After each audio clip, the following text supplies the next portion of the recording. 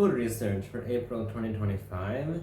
We have a lot of studies to look at. So the first is looking at inflammatory bowel disease and the impact of a plant-based diet. When we look at plant-based diets, there are going to be two types. One is going to be the healthy plant-based diet, which is more of a whole food kind of diet. The other is an unhealthy kind, jams, jellies, ketchups, things like that. So it's natural that the diet that is whole food plant-based, the healthy plant-based diet, is much better for those with IBD than those who are having this ultra-processed food diet. The next study we look at is a low-carb, high-fat diet in coronary artery disease. And what we find is that the low-carbohydrate, high-fat in particular isn't the problem. It's actually more of a low-fiber, high-sodium, and then high-fat. And that's what actually makes these diets possibly worse. So where did those things come from? They typically come from ultra-processed foods. Normal food won't have that high of a sodium or a fat unless it's an animal source.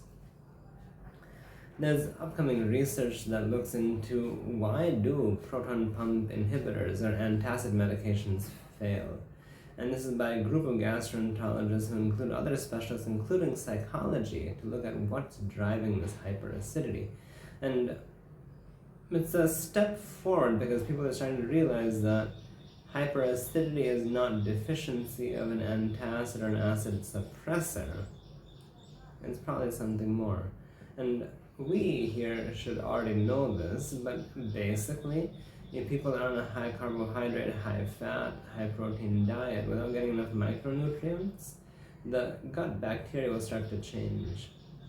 Gut bacteria that favor high amounts of carbohydrate will start making hyperacidity by releasing ghrelin and making people hungry for more carbs, and the more you feed them, the more they get hungry. So that's what this actually is. Does meal replacement therapy actually help in obesity? This is a study that they've done with children, where they're trying to replace different kinds of meals with more healthy options. So we don't suddenly shift them cold turkey to a whole food plant-based diet. We take one meal and we make it healthy, we make it 2 meals, etc. Now, they did not find very big health gains compared to the other group, but the short-term follow-up is what the issue is.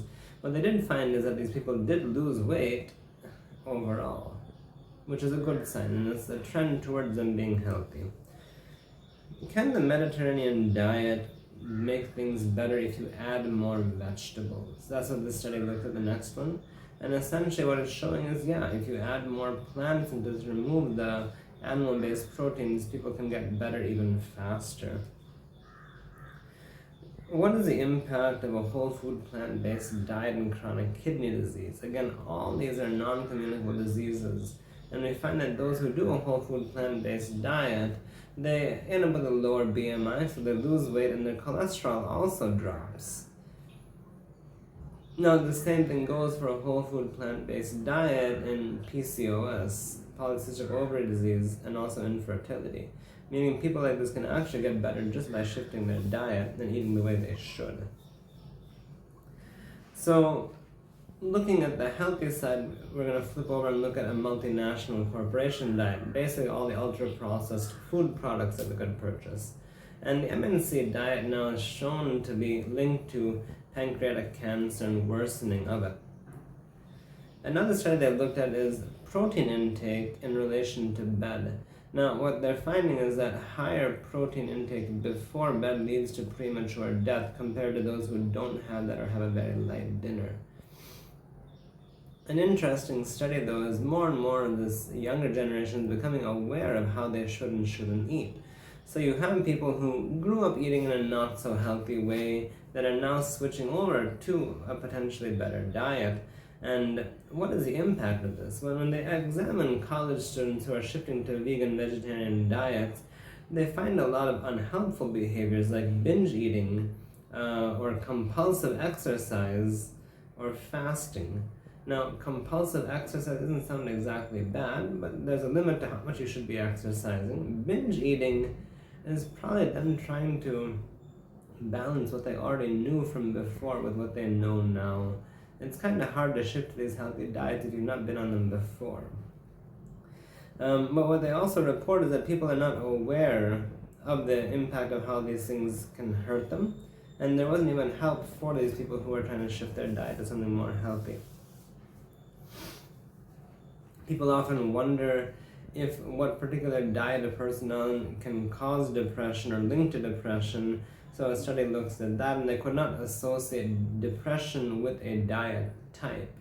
What we do find is you take people away from foods that they like and they can start expressing complaints of depression, but that's a slightly different issue that's not been studied yet. Many studies look at overall food composition for people, and what they find is that people who may be trying to do healthy food may end up with a low fiber diet.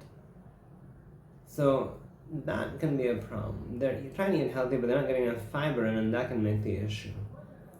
Now, along those lines, we have women of the childbearing age in Buenos Aires, in the favelas, the ghettos that kind of climb on the mountaintops around the city.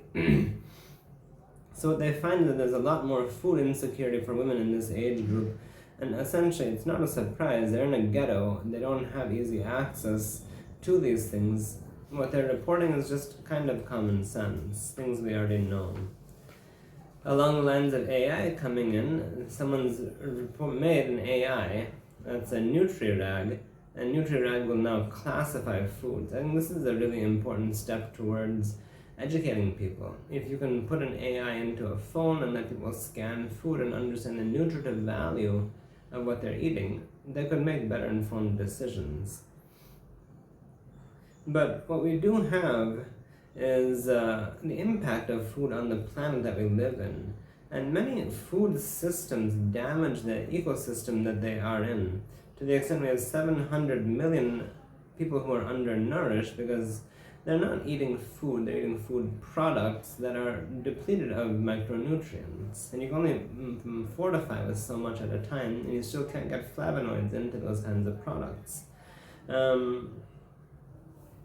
The next thing is veg and vegan diets in childhood. And what they're looking at is to see what is the health awareness of people who are in this category.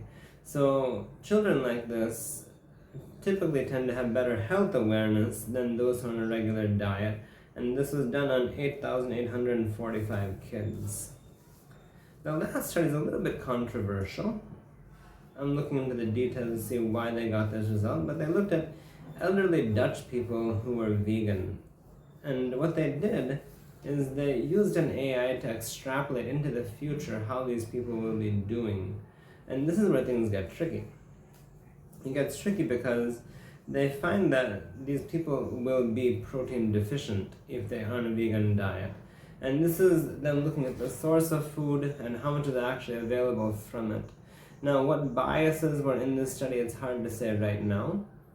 But we have seen that the actual value cited for protein intake per day is conflated. It's often made by the USDA, which is trying to drive big beef and big dairy. So it says that people need more protein than they actually need. And in fact, even if you say 1 gram per kg, they can probably get about 0.8 kg, some people even less than that, just because of the kind of work they're doing.